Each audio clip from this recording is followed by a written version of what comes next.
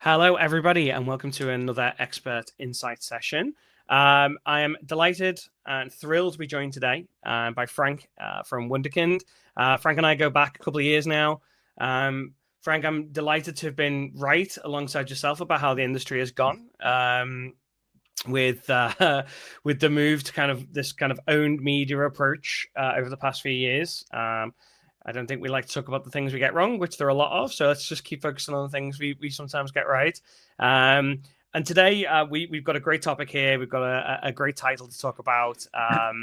Bleeding money through job boards, which is something that we don't want to be doing anymore and haven't for a little while, and about how recruitment firms need to quit spending on these costly job boards that might be retaining no real value for them when there are alternatives to move ahead with. First, though, to kick things off, talk to me a bit more about yourself, about your background, how you got into this recruitment marketing space, staffing space, and also a bit more about what led you guys to specialize in programmatic social job board distribution. Interested to hear more about that. All right. Well, first of all, thank you so much for having me today, Matt. Absolutely delighted to be here. I'm Frank. I'm the Chief Growth at Wonderkind. And yeah, let's be honest, the recruitment industry has a serious addiction problem, if you ask me. The companies are absolutely hooked on job boards. They're bleeding money, like you said as well. And at the same time, they're wondering why they still can't fill the roles with the right talents. So they're still struggling to get the right butts in the right seats.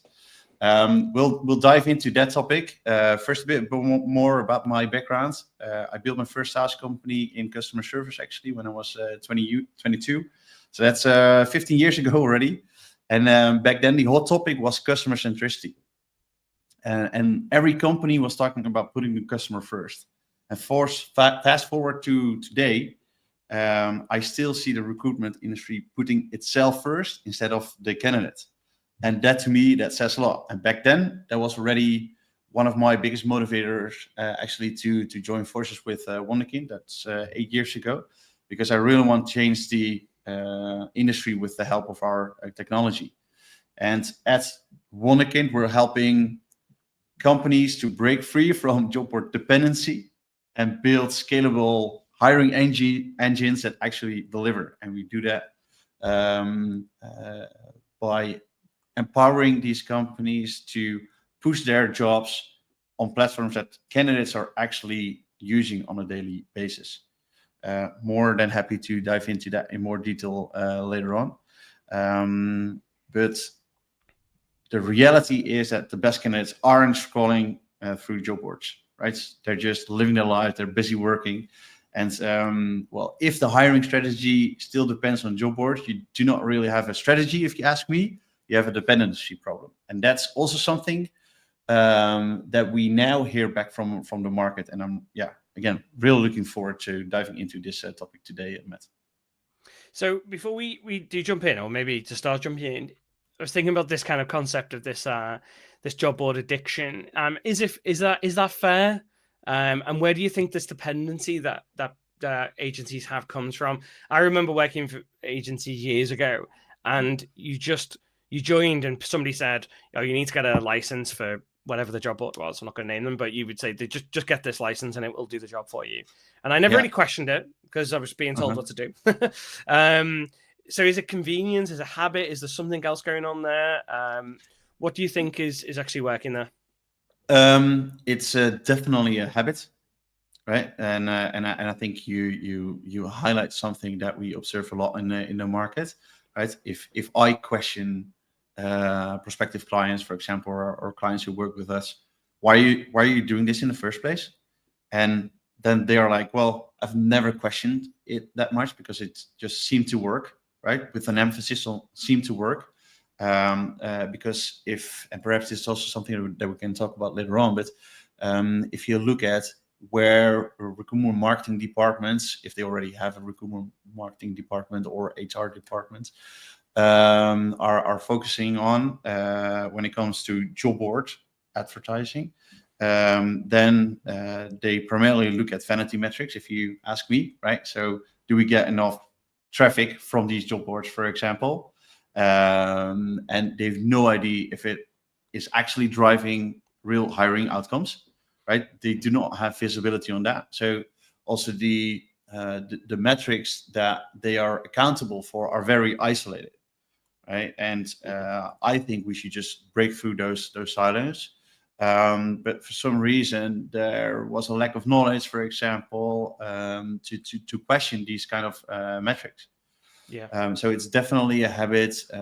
It probably also has something to do with the labor market situation, right? Because it's all about supply and demand. So if there's sufficient supply, of course, job boards will deliver probably, right? Or at least your bottom line will say that they deliver. You don't really know, right? Because they did not have the attribution models, for example, in place to really draw valid conclusions out of the metrics. So in recruitment marketing reports, for example, the numbers were probably looking good, right? Because they were getting much traffic, so they saw an increase in traffic.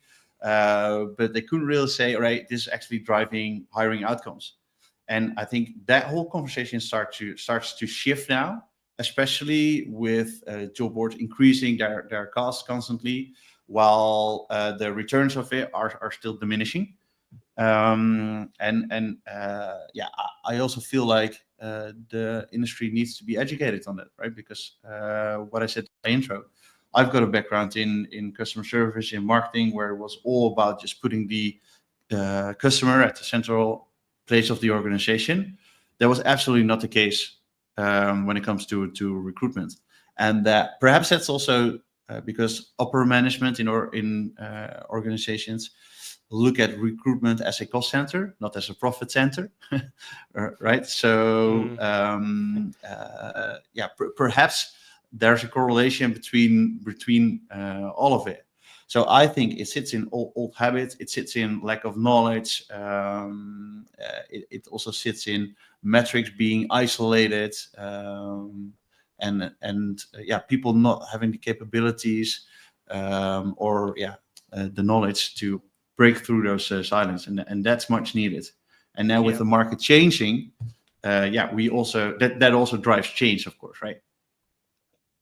Yeah, entirely. There's a bunch of notes down there, which we'll probably come back to. But I think any of our customers or marketers that watch this back, that cost center versus profit center thing will probably ring true quite heavily for them. It's almost like therapy talking to customers like that about that type of thing. And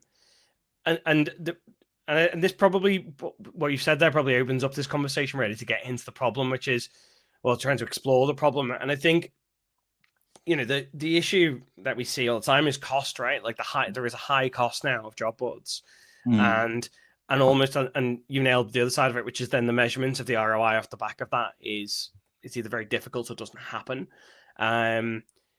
So I suppose what I want to do is try and unpick that a little bit more.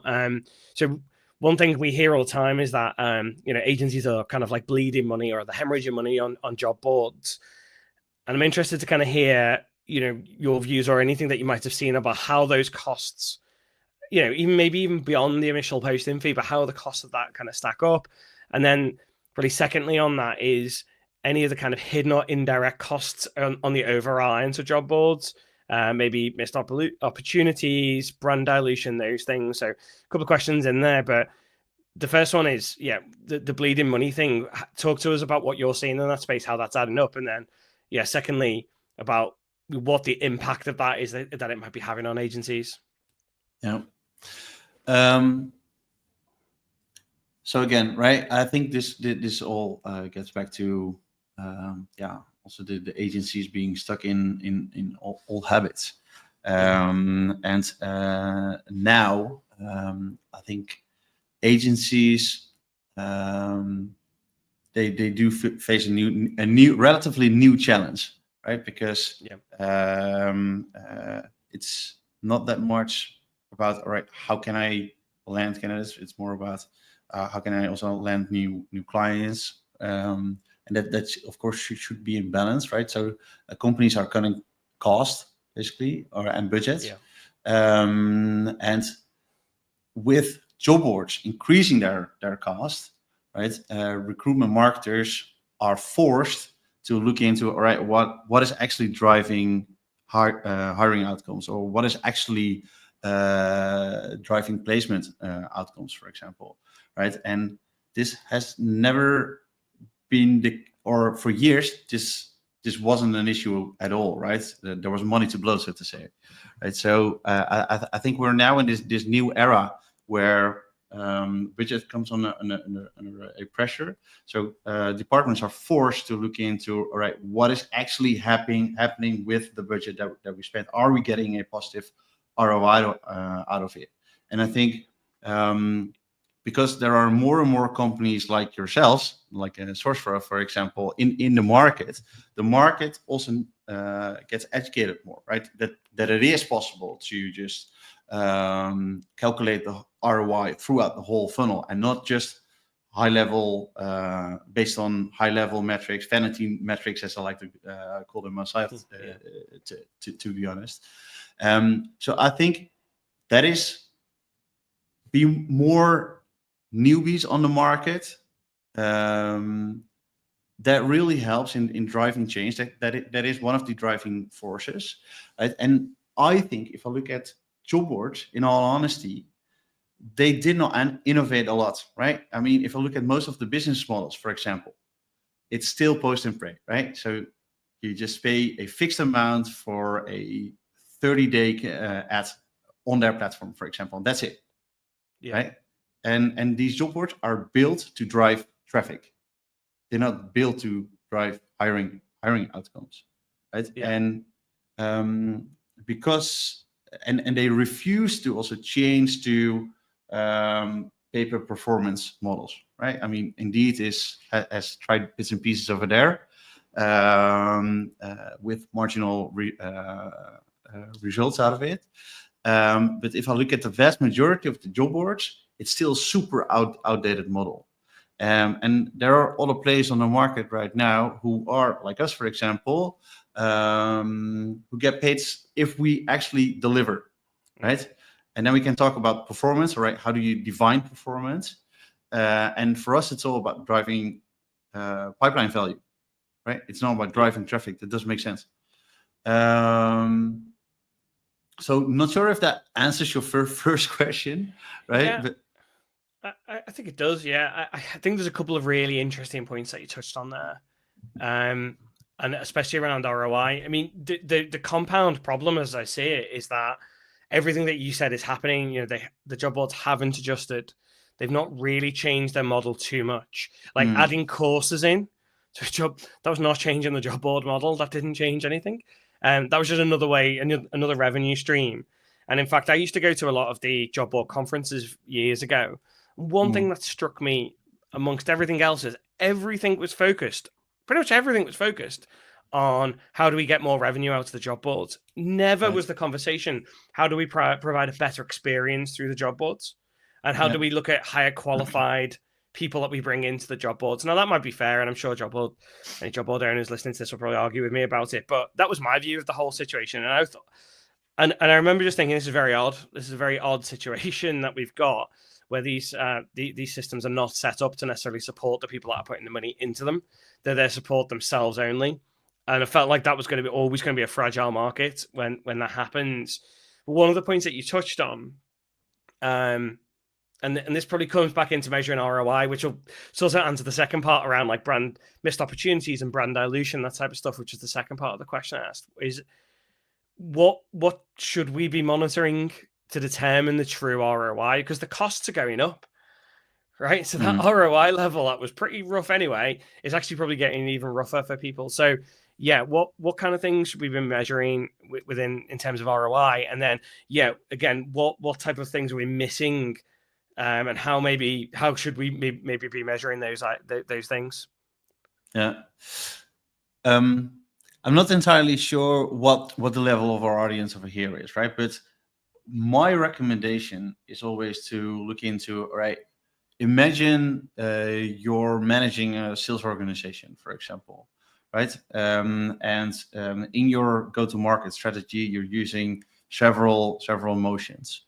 And I do not necessarily encourage people to look into, right, what channel is driving hiring outcomes, but you first should look into, right, what am I pouring into this sales strategy and what do I get out of it, right? So in sales, it's all about what's my cost of acquisition and what do I get in return, right? Yep. Pretty straightforward, of course. So in sales, it would be cost of acquisition versus the customer lifetime value. Well, you could apply this same philosophy onto recruitment, of course, right? So what's your cost of acquiring a candidate of the actual placement, and what will that candidate in the long run, in a lifetime, bring us?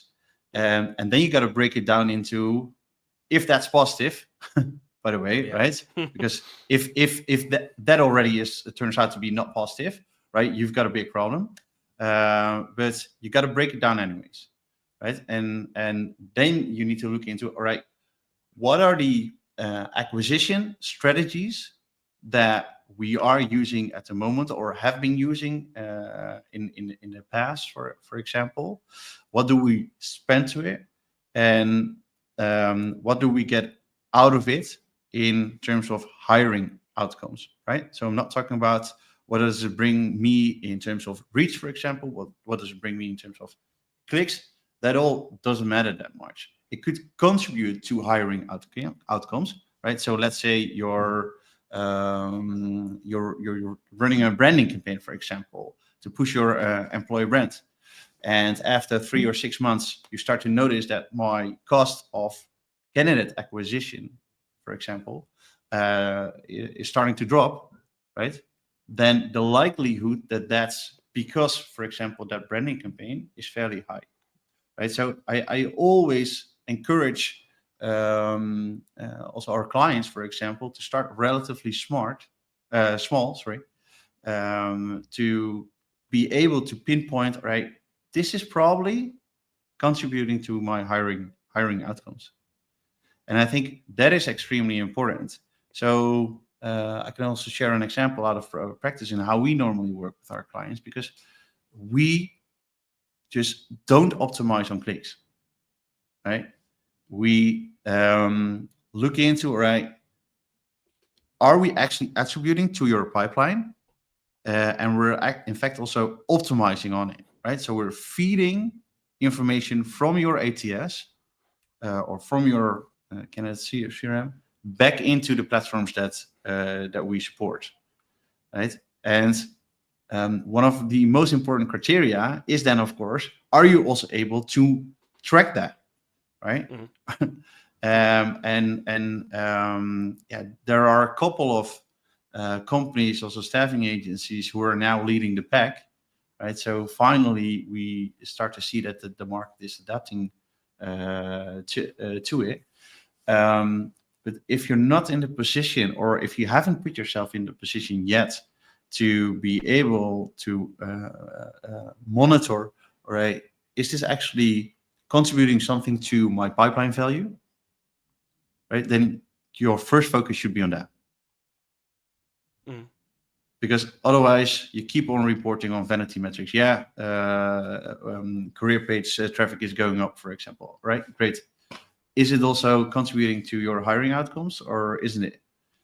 And I think that's where most companies are still stuck in, right? So they have no idea, how should I do that?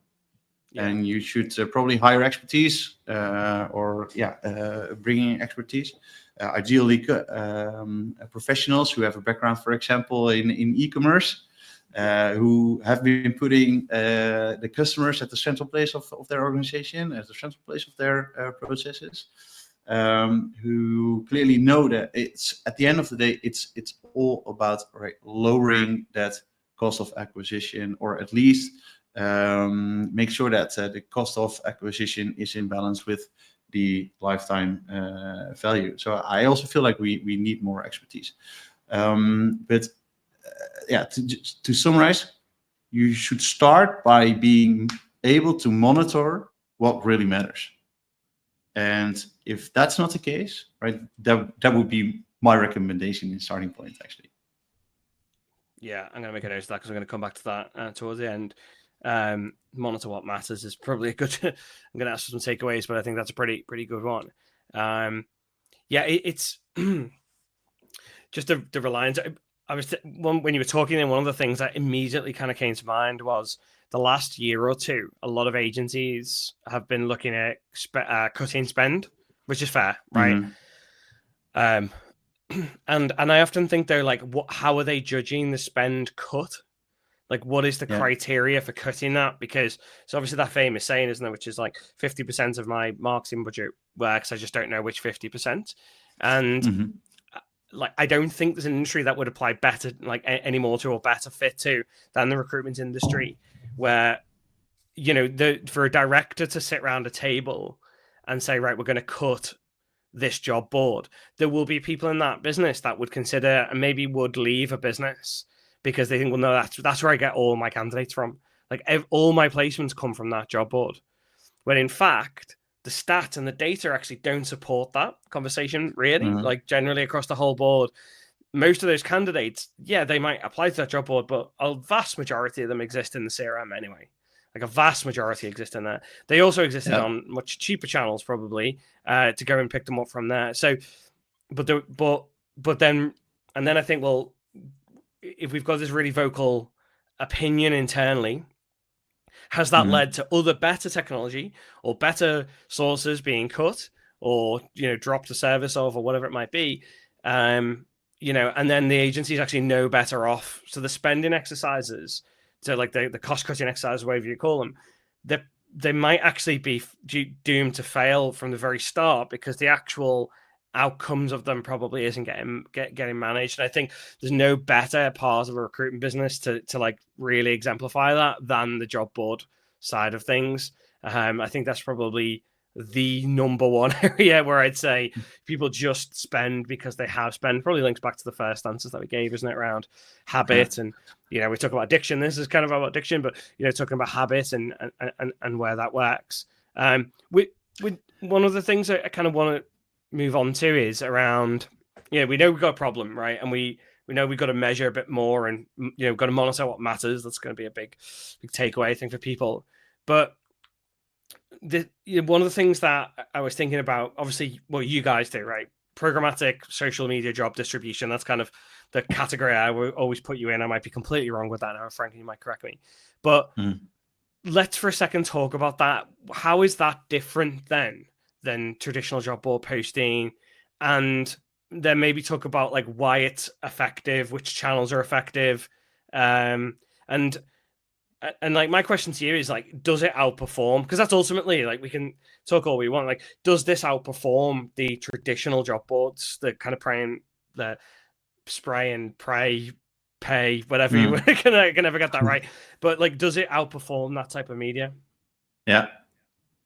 To answer the latter immediately, right?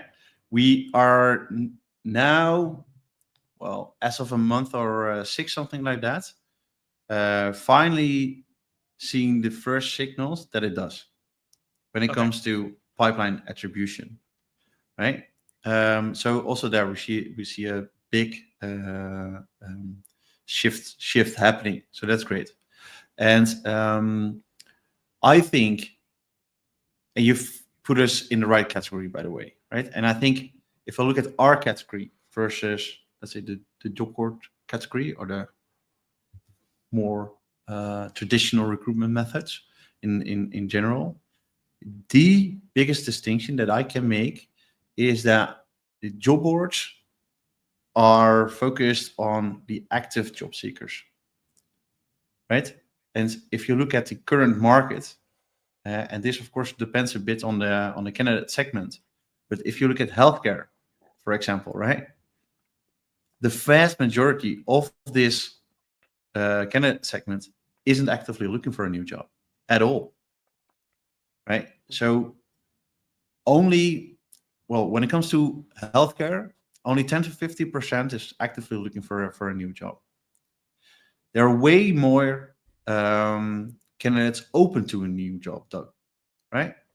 But they won't browse on job boards. They're browsing through their Instagram feeds. They're browsing through their Facebook feeds, for example, right? They're just living their lives. And that's basically the opportunity that we identified, because we firmly believe that if there's a talent scarcity, you need to tap into those platforms that are already being used by people in general. And with that, also by the candidate segment, the passive candidate segment, as we like to call it, right? So with our technology, we leverage basically the advertising capabilities of platforms that people are using on every single day, right? And that's the biggest difference between our category and job boards. And also, to put things straight, I'm not saying that you need to ditch job boards completely, right? But it's all about having a diversified media mix that is in line with the candidate market of today, and also with how people are behaving today, right? Because they're not looking for a job. And especially with the newer generations, they're definitely not going browsing on a job board to look for their new opportunity in life, right? So I think that's the biggest difference between us and traditional recruitment methods. And when it comes to performance, right, because we're also constantly in talk with our users on, all right, how do we compare against these traditional recruitment methods? And we're finally at the stage where we're outperforming companies like an Indeed. And not only an Indeed, for example, but also tools like Criteo, right? And for the audience who do not know what Criteo is, it's a retargeting tool, right? So with Criteo, you can retarget the people who already visited your career page, for example, who have already shown a certain level of intent, right? So they're already actively looking for a new opportunity. And in all honesty, I was quite surprised to hear back from our users that were now at the same or lower CPQA, right? So because at the end of the day, it's all about driving hiring outcomes. So this is cost per qualitative candidate. And within primarily the blue collar sector, I got to be honest over there, we are, like I said, we're now outperforming Indeed and also to platforms like a Criteo.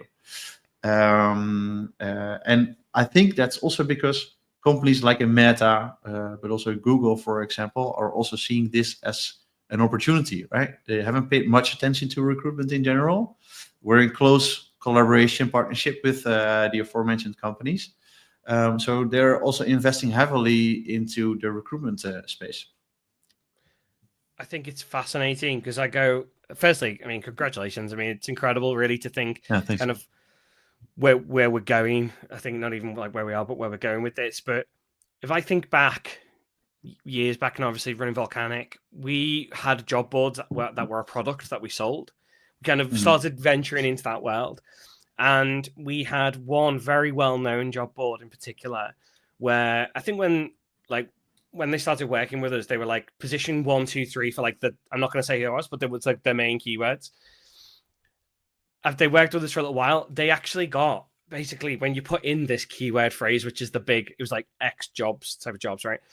XYZ, I should probably say now in case people think it's Twitter or something. XYZ jobs. We actually got 7 of the top 10 positions was their website, right? So, like, you're probably not going to get more dominant than that. And yet, and their whole SEO performance was a lot higher. All the things that everybody thinks they want were higher, but their traffic was dropping off considerably. And it was just simply down to the fact that people weren't using job boards as much. Like there is a point in time where you say, well, we just don't have the market, right? Like that impacts businesses as much as a bad platform or a bad programmatic, whatever it might be. Like if the people aren't looking for something, you can't almost force them to look at. Maybe they just, the trend has changed. You know, I used to like when I was a kid going and getting my videos on a Friday night from Blockbuster or from my local video store. Netflix killed that, right? There's not it's not like there's less people want to watch movies, maybe more. It's just there's a very different place where people go to do it now. Mhm. And it's very akin to this to this industry, like how that works, where people just aren't necessarily looking on those job boards as much, but they are looking on like the social media usage is like this, right? People are on TikTok, they're on Instagram, they're on Facebook, they're on wherever else they're on. That Yeah. they use X or Blue Sky now. They are on these different channels and they're interacting with content and actually see Reddit. If they see jobs in those places, then there's a good chance they're gonna like take note of that and say, "Oh, what's this?" Like good advertising there is as powerful as a job board because it becomes a part of everyday life. One thing we've got going at the moment is this kind of hiring engine, like playbook, and you've actually used the word hiring engine a little bit earlier. For me, and we spoke before we started recording, but I was talking about this concept of like this self-sustaining hiring engine. I don't think that's what exists right now. It's not very self-sustaining because we're reliant on job boards, right? We're reliant on, to a degree, like we're reliant on LinkedIn, right? LinkedIn costs are no different than job board costs right now. They are so steep, so steep. But for me, like this hiring engine, this self-sustaining hiring engine, which maybe I need to coin, kind of trademark that maybe, but we've got a playbook out on this, but for you, what is that in your world? Like, what does a self-sustaining hiring engine look like in your world? Yeah. Well, I think you mentioned this also briefly, right? And this also goes out of our scope of responsibility, so to say. But I think when I observe the current market, I think what's still a missed opportunity is that especially agencies, they're sitting on a mine of gold, right? They just don't know how to get to that gold yet, right? So they've already spent millions and millions and millions on getting those candidates into their ATS, right?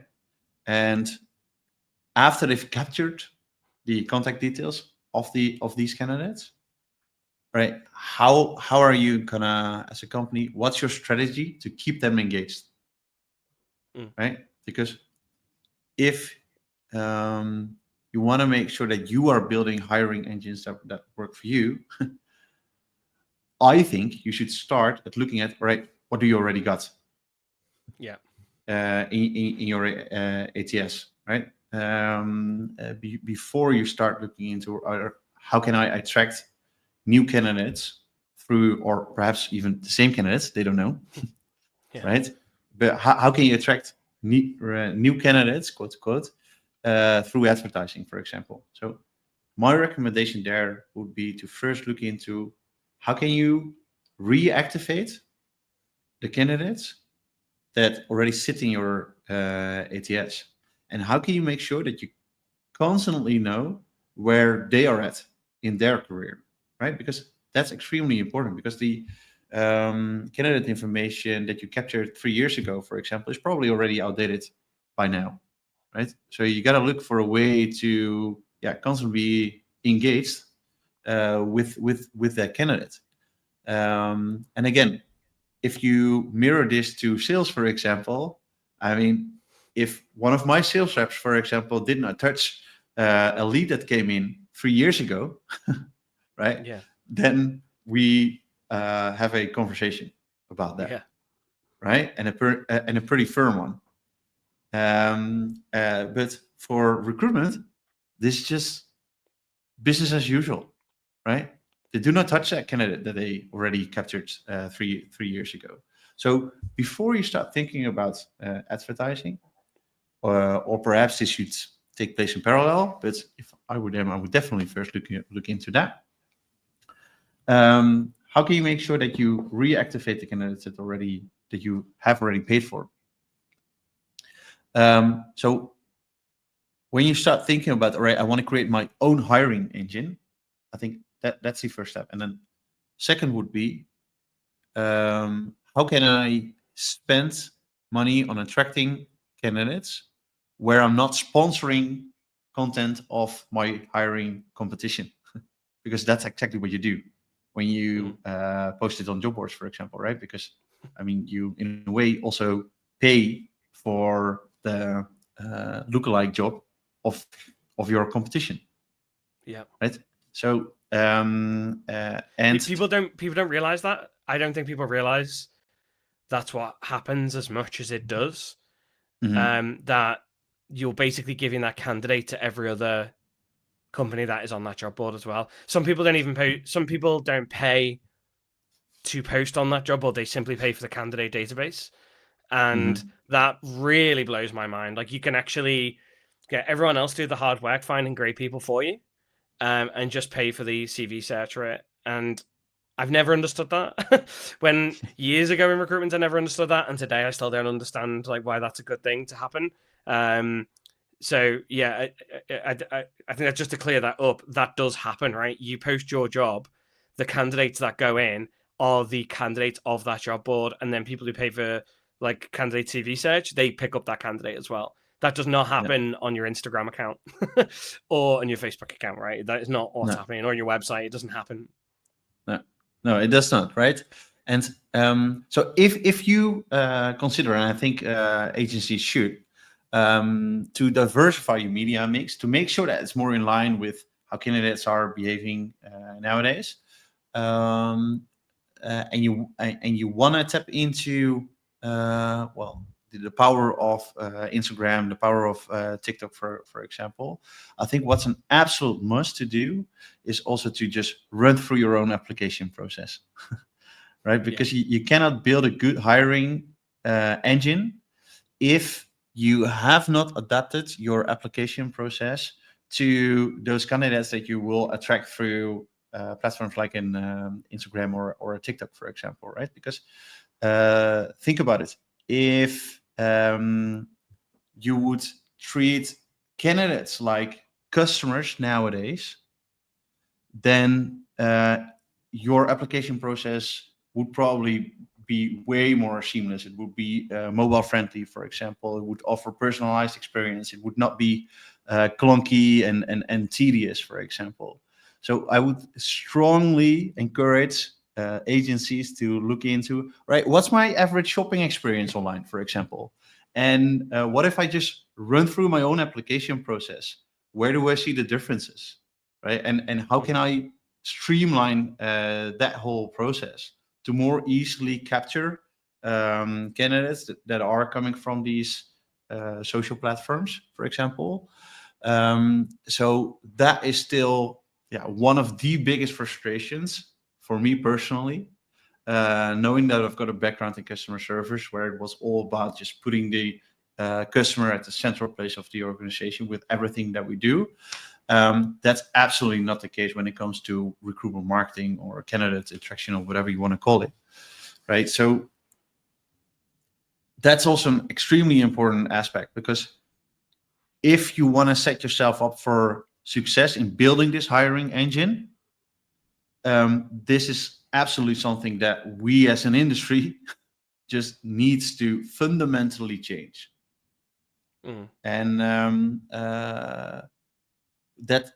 this has probably also something to do with, for example, outdated ATS platforms that still require you to sign up for their platform first, right? I mean, that platform is just built with the recruiter in mind, not with the candidate in mind. Yeah. Right. It's to make the life of a recruiter easier, not for the candidate. Yeah. So you perhaps you cannot even blame the agency. Yeah, you can blame them for working with that specific ATS platform. So that I think that's also extremely important. You gotta make it as seamless as possible, both for the candidate as for the recruiter.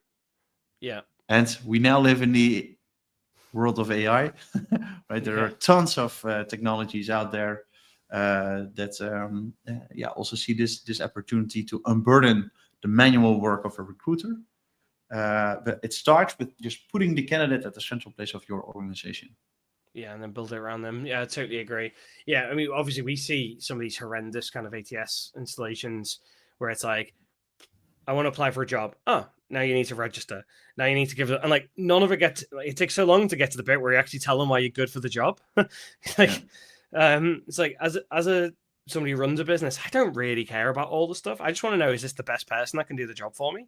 And we're losing so many people in the hiring funnels by, by doing that, by basically going through that process. We none of our customers have to do that, and thankfully a lot of our competition don't have that kind of process in place either. But we still do see it, especially when companies have gone to like non-specialist agencies to build their website. It becomes a normal thing, or they rely on an ATS to power it. It's just so poor. The whole experience, even the job search experience, is so poor. It's just never good because the ATS and CRMs are built to do something very different, right? They're database systems basically, and we're not. We're an acquisition funnel, I guess. We're there to convert, whereas other people are there to store, and I think that's a big mindset difference. It is definitely. Oh, yeah. So we talked a lot there about kind of the fundamentals behind it. Let's talk about some implementation and like what people should do in this space, because this is going to be relatively new for a lot of people that might listen to this. And I love that in a way, because I've seen it work. You've just said it's working better than these job boards in probably a lot of cases, and I think that'll only get better. But let's talk about people who are not doing this, because obviously we work with a number of shared customers, and we introduce people back and forth. But I guess so. There's probably a few questions here, but it's the start. I always say this is like the starting small versus the going all in. Like that's a decision that you have to make for this. So if you're, let's just say we've got an agency that's heavily reliant on job boards now, which is probably quite a lot of people still. What's the best first step to diversify their approach? And should they experiment with social media? Should they restructure their entire sourcing strategy? What would you advise in that scenario? Yeah. I always strongly encourage agencies to at least start experimenting with it, right? Because experimenting with diversifying your media mix, for example, but also with optimizing, for example, your application process, will give you answers in the fastest way possible, right? So therefore, I also said, right, I always recommend them to start relatively small, right? And then iterate on basically the outcomes of those relatively small experiments. So how we normally start with staffing agencies, we always start with a relatively small proof of concept, right? So we just take a small percentage of their job content that they've got online at that specific moment. And we also, of course, look into what are your performance standards, and how are we performing in certain candidate segments that you want to promote your jobs in. And of, let's say, 20% of the jobs, we start pushing those jobs. And for that specific percent bucket, we look into, all right, is this actually driving eventually hiring outcomes, right? So we first look into, is your pipeline value going up, for example? And I can only talk about our experience, of course, but we are also unburdening them when it comes to creating the creatives, right? Because this is a huge blocker. Because if you compare us to job boards, for example, job boards all super textual, right? So all they need is they just need the job title, they just need the location, they so probably boring. need it's pretty boring if you compare it to the type of media that your average candidate is probably consuming nowadays, right? I mean, it all needs to be super snackable. It's a video oriented. If you look at TikTok and Snapchat and stuff like that, but I mean, that's your future workforce. Yeah. Right. So you gotta adapt, right? So as opposed to just pushing textual information about the job, when it comes to social, you want this to be visually appealing. Right, and that's where we help our customers, because we automatically create content based on the textual job content that sits in your XML, with the help of AI, for example, right? And we personalize all the ads also with the help of AI, by just pulling in the textual input about, for example, the salary and the job and the location, stuff like that. And that's something that we visualize, right? And we look into, all right, what are your brand guidelines, for example, to make sure that it's all in line with what marketing will approve. So we've identified this as a massive blocker. And I think for many companies, this still remains a blocker, because I can also understand that if you want to experiment with posting on social, for example, you do not want to invest in a content production firm, for example, right? So we've made some massive steps over there to unburden our users, to automate this whole process, so they can stick basically to what they're used to with their job boards, because they're just providing us with their XML that they are also providing to the Indies of this world, right? Yeah. And we convert that textual information in that job board into visually extremely appealing job ads that you can distribute at scale, right? And like I said, we just start off with 20% of the jobs, for example. We start to experiment with it because we also need to make sure that we optimize on the right signals, right? This could be a completely different episode, and signals being, is it actually driving pipeline value, for example, right? Is it driving your hiring outcomes? Are you also placing these people at your clients, for example? Which is absolutely business critical for us, because if we cannot optimize on the right signals, then we can also not bring the right value that we're after. For those, one thing that strikes me, so, and I sort of, I'll hold my hands up and say I don't know the answer to this, but probably the big, I think maybe the big concern is going to be like what the cost is like. So, because probably people don't understand how it works, but in terms of recommendations for how agencies allocate budgets, when they're going through this transition, is there rules for that? And then like in terms of like time, money, like what does it take to get started? Because people, rightly or wrongly, used to going, a job ad is 300-400 quid, euros. They'll put that on dollars, probably much higher in the dollar side of things in the US, but they will put that on there, and they'll probably be happy with that because they can allocate it. An accountant can allocate it. How different is it in the social media side of things in terms of spend? Like, what are you seeing there in terms of like a comparative cost? Yeah. So again, we got to make the distinction here in business model, right? Because at a job board, for example, you gotta spend $1,000 for 30-day awareness on their platform, for example, right? And you do not know what percentage of that $1,000, for example, actually goes to candidate attraction. If I look at our business model, and this differs a bit per player in this category, right? But if I look at our business model, we are extremely transparent about the actual media spend. Yeah. Right. And we just charge a percentage on top of that for our services. So that's basically our business model. And we only optimize for applicants or qualitative applicants or hires, even depending on how far we can measure in your funnel, and with that also optimize on it.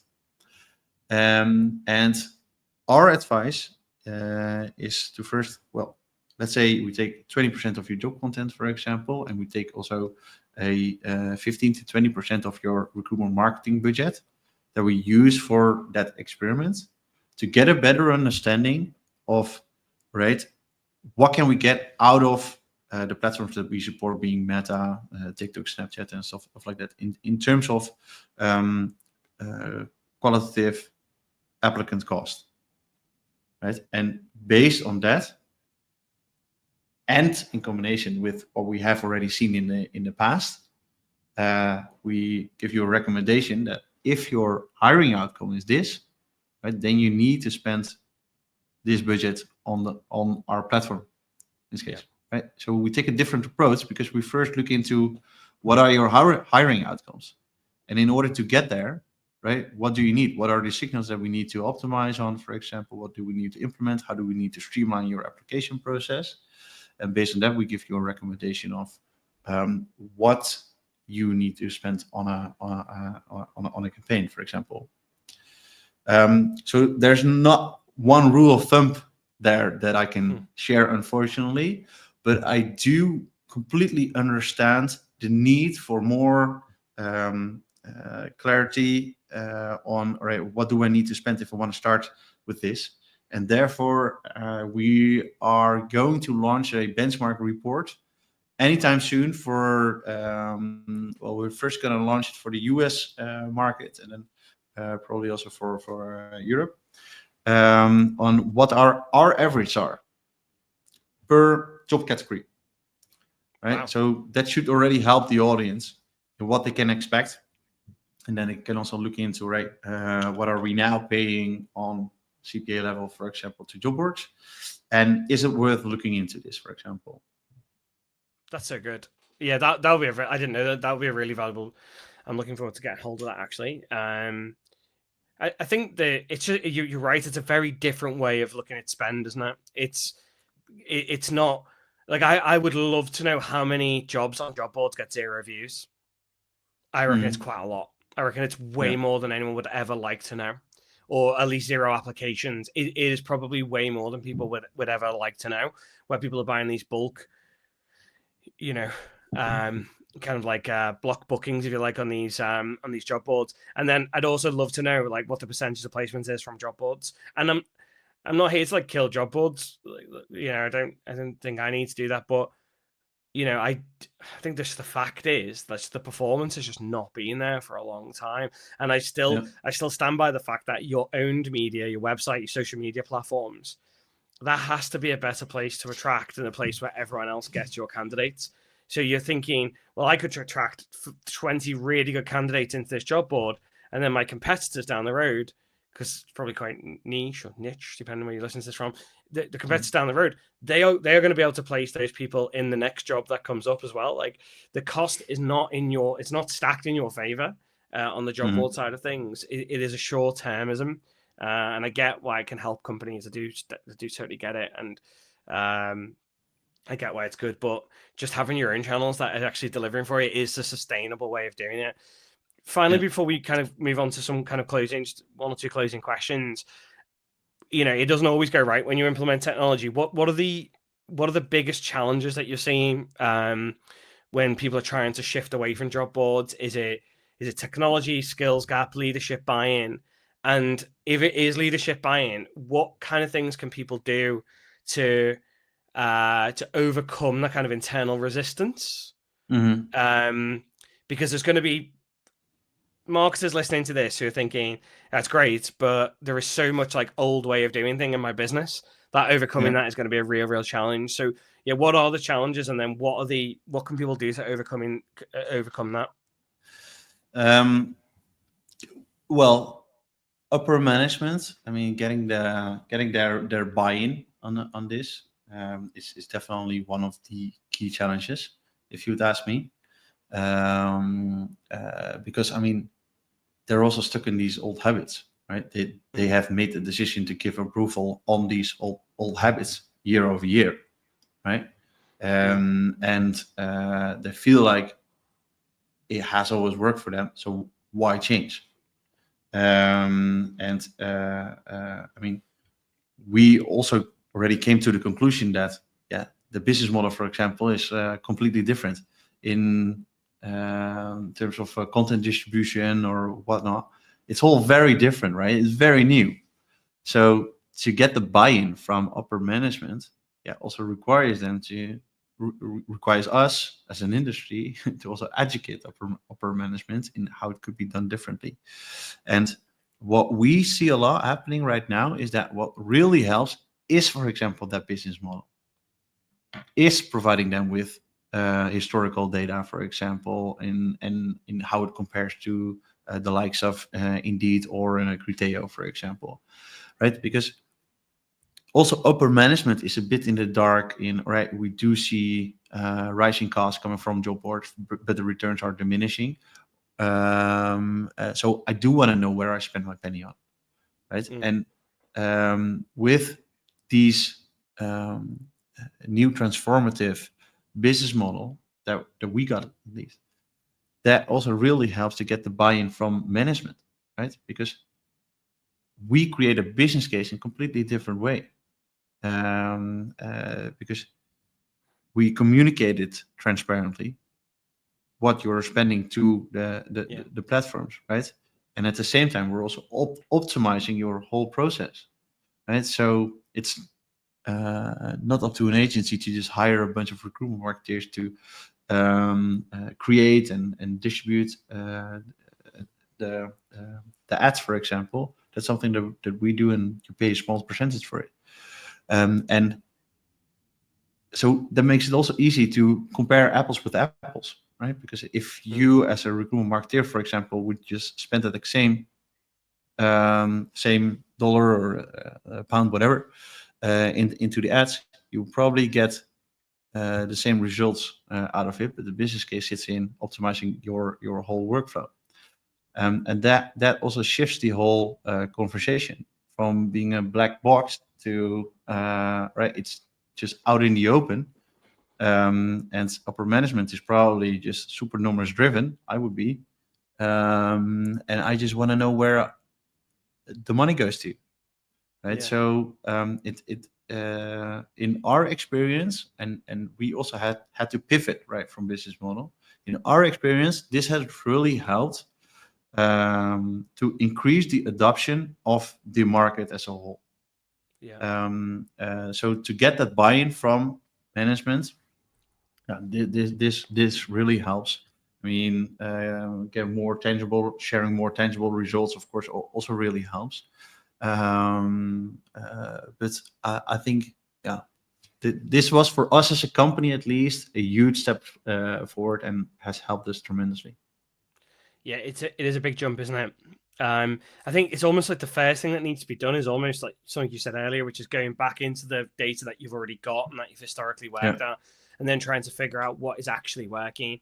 Yeah, okay, you might be tracking that this person has been placed from a job board, but were they already in the CRM before the placement happened? Because if the answer is yes, it was not the job board that led the placement.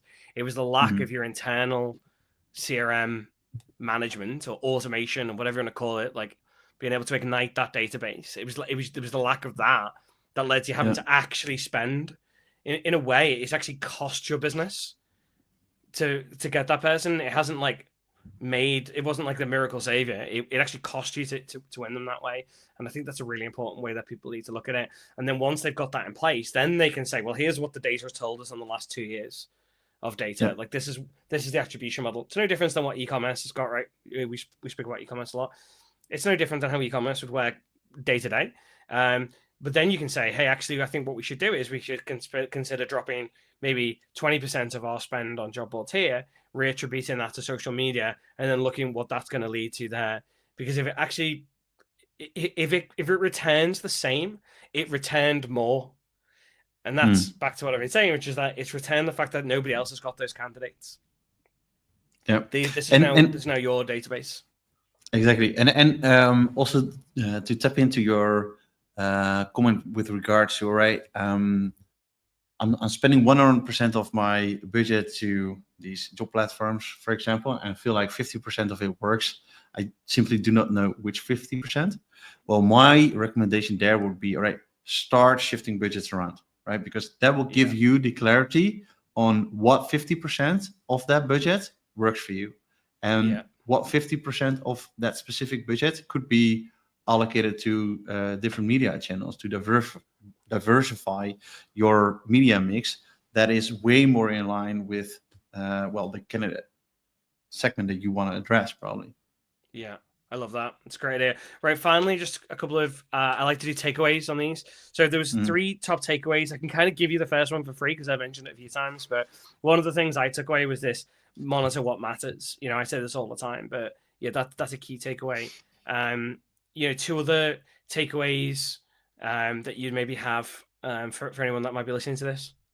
Yeah, well, the second one would be, and we're using this in our own go-to-market strategy a lot as well, and I like to mirror that onto the recruitment space, is experiment, experiment, experiment, right? That is in line with what we just tapped into. Start small, but start experimenting, right? Because if you want to get the buy-in from upper management, for example, they're probably after some tangible results. So why don't you just start small, make sure that you've got a percentage of your total recruitment marketing budget allocated to experiments in general, and have these 2-week sprints to experiment with diversifying your recruitment ad spend. And this could also be applied onto, all right, how can I tweak bits and pieces into the funnel, right? Yeah. So how can I optimize, for example, the conversion stage from first meeting to second meeting, for example? What can I do over there? Yeah. So we've got monitor what matters, experiment, experiment, experiment. And what's your final takeaway for people listening today?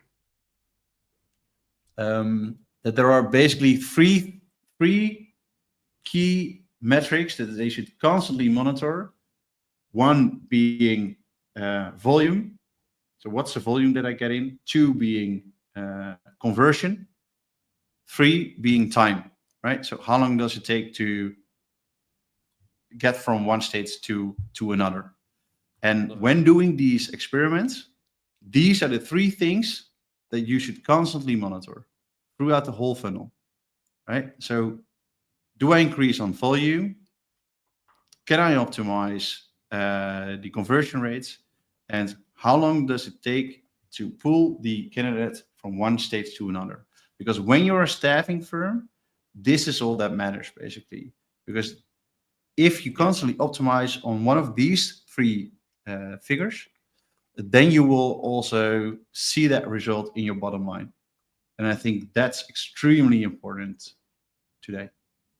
I mean, I wrote those down, and if I was going to kind of rejig them, because I kind of led the first one, but I would say experiment, experiment, experiment, monitor what matters, and the things that we want to monitor that matters are the volume, the conversion, and the time.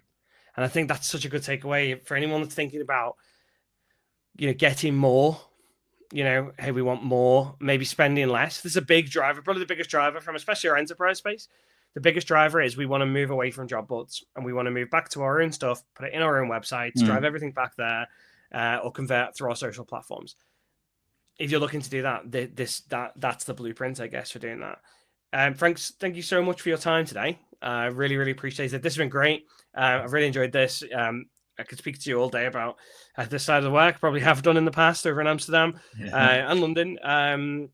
If people want to get in touch with you, if people want to speak with Wonderkind, what's the best way of contacting you? And and how would you like to speak with people? Yeah, so I would strongly encourage everyone to just follow me on LinkedIn. I'm posting quite some of these snackable short form videos, completely in line with what we are also encouraging our clients to do, of course, right, in terms of content creation. If you want to get in touch, just drop me a message on LinkedIn, for example, or drop me an email at frank@wonderkind.com. And I'm more than happy to discuss everything that we have discussed more in detail, because like you said as well, I mean, we could go on for hours and hours, and I'd love to educate the industry on this. Yeah, one thing I'll say is I never like these to be sales pitches, these expert insight sessions, but one thing I will say is that our joint customers are so happy with the performance that they get from Wonderkind. It's like a secret weapon in a way.